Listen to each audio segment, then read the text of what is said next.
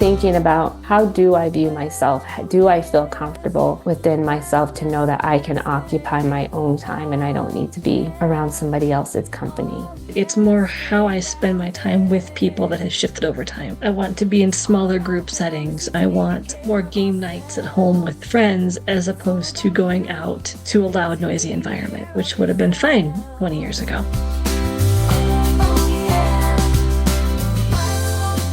Welcome back to Wellness Wednesday. My name is Beth Gustin, a licensed professional counselor in Colorado, here with my co-host, Robin Ennis, a licensed clinical social worker, also in Colorado. Welcome back. As I said, we are here to talk about a rather large topic, I think, and it may expand over more than one episode, but we'll see. And that is based on a really good article that Robin had read in Fortune magazine that she shared with me around people wanting alone time at the holidays because it is so extremely busy this time of year, and kind of reflecting back on what we're seeing in our respective practices, which is this incongruence of people who do want to be alone but don't want to be alone, and some people who don't want to be alone but don't have a way to not be alone, and just kind of all the points on the continuum of this being alone and not being alone spectrum. Yeah, and that can be a tough one. And Beth, you brought up a good point, is that there's a difference between being alone and being lonely.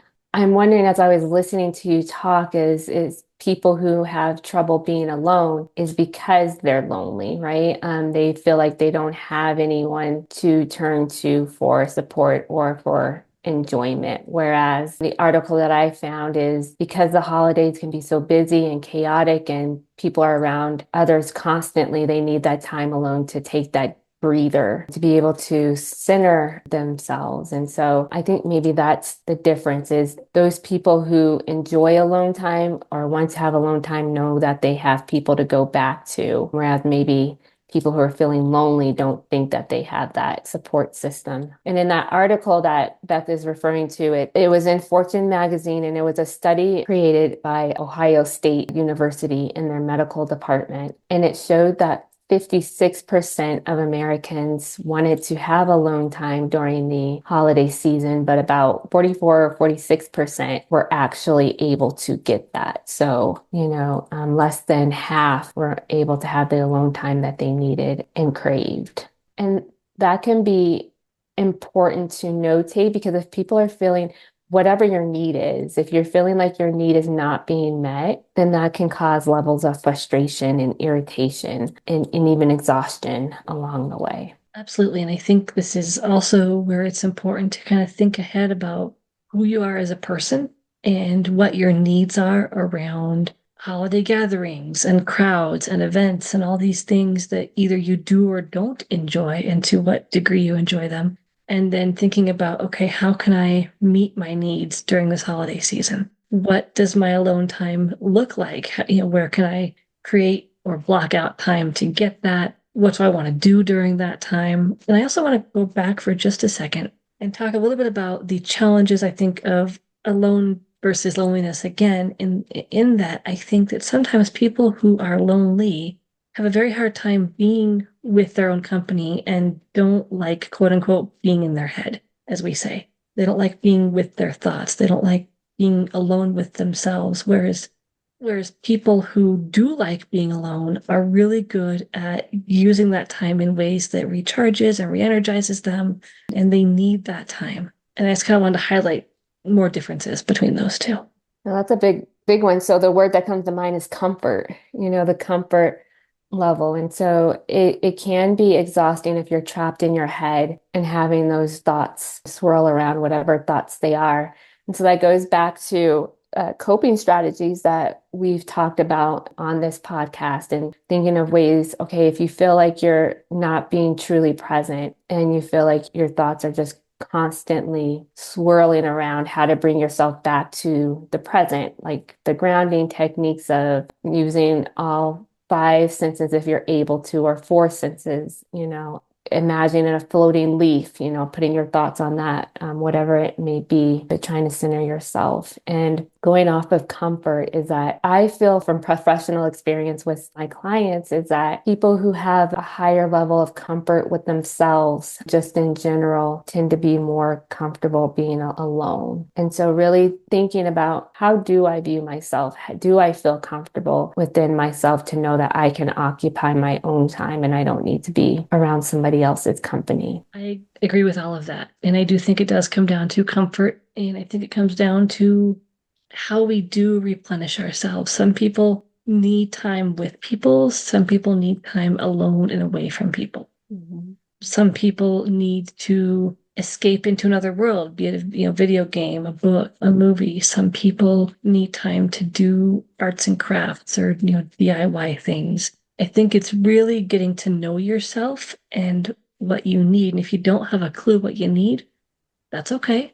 But start finding out what you might think you need, or explore things to figure out what you need. Right. It's okay to try something and not like it, and don't do it again. But make sure you give it a fair try before you stop doing it. Yeah. And depending on what you're feeling, you may have to try multiple, things to entertain yourself.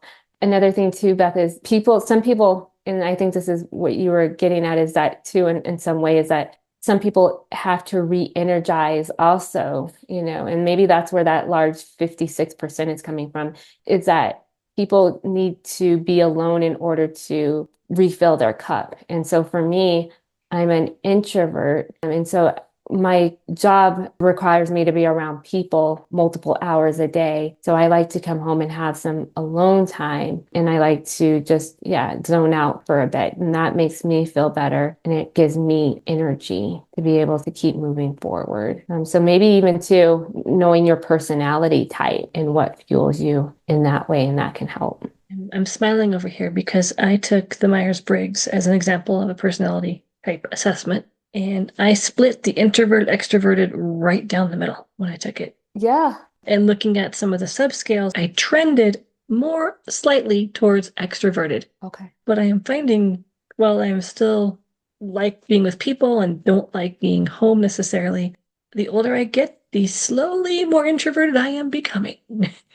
Yep. That's where I found out. I took the Myers-Briggs twice, and both times I got an introvert. But some people, and so I'm glad that you said that, Beth, is because some people think that you can't be both, but you can be both introvert and extrovert. And maybe sometimes you do fall more a little bit towards one side versus the other. I do think, and this is maybe venturing off into a different area, but I do think that as we get older, our needs or our desires change, and that does evolve around social situations too. I do think that when we get older, I think maybe in some way we do maybe crave more alone time than in our younger years. I agree. And I think for myself anyway, I forget the name for the person who is introvert and extrovert. There is a name for people like me. For some reason, ambivert's coming to mind. I don't think that's accurate.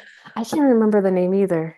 But I've noticed a shift in, while I'm still extroverted, it's more how I spend my time with people that has shifted over time. So I want to be in smaller group settings, or I want more game nights at home with friends as opposed to going out to a loud, noisy environment, which would have been fine 20 years ago. Right. So I think it is, as we age, our needs do shift, our desires shift, what comforts us shifts. Yeah. And that's natural. Yeah, that is natural. And whatever your need is, just making sure that you're paying attention to it and that you're being in tune and vocalizing it to people around you so that you're able to, again, get your needs met and enjoy the holiday season. So is there anything else you want to add to this topic, Beth? Nope. I was just going to say, for those of you who are listening and who would like to leave any comments or feedback, we do listen to it and do our best to respond, usually on the next podcast or the one after that. And I'd be curious to know, from our listeners, where do you land on this? Do you prefer alone time during the holidays? Do you like to be active and out and busy? What are your needs? What comforts you? And as always, please email us, call us. The information for that is in the show notes. And we look forward to hearing from you. Until next time, stay grounded and take care. Yeah, until next time, take care. Oh yeah, Wellness Wednesday with Beth and Robin. Gonna settle it down. Oh yeah, get your feet planted on the ground. For more podcasts with the blindness perspective, check us out on the web at www.blindabilities.com. and be sure to subscribe to the podcast wherever you listen to podcasts. And if you want to leave us some feedback, give us a call at 612-367-6093. We'd love to hear from you. Thanks for listening, and until next time, bye-bye. Wellness and taking care of ourselves. It's all about you and taking care of yourself. Oh, yeah.